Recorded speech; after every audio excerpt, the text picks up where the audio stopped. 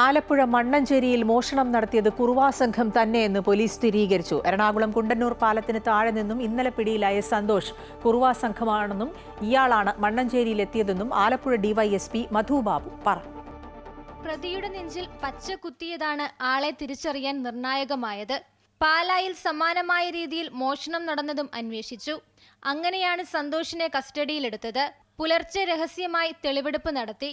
മോഷണം നടന്ന വീട്ടിലെ ഇരകൾ രാത്രിയായതിനാൽ മുഖം കണ്ടിരുന്നില്ല. കുറുവാ സംഘത്തിൽ 14 പേരാണുള്ളത്.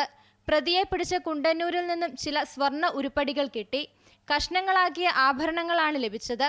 സന്തോഷിനൊപ്പം കസ്റ്റഡിയിലെടുത്ത മണികണ്ഠന്റെ കാര്യത്തിൽ വ്യക്തത വരാനുണ്ട്. സന്തോഷിന്റെ അറസ്റ്റ് ഉടൻ രേഖപ്പെടുത്തും. തുടർന്ന് കസ്റ്റഡിയിൽ വാങ്ങുമെന്നും പോലീസ് വ്യക്തമാക്കി. ഈ 29-ന് ആദ്യ അറ്റംപ്റ്റ് നടന്ന നേതാജി ജംഗ്ഷനുള്ള വീട്, അവിടുത്തെ വിഷ്വൽസ് നമ്മൾ നോക്കിയാൽ ഇതേപോലെ തന്നെ മുഖം മൂടി അർത്ഥനഗ്നരായിട്ട് വരുന്ന 2 പേരടങ്ങുന്ന സംഘത്തെയാണ് കണ്ടത്.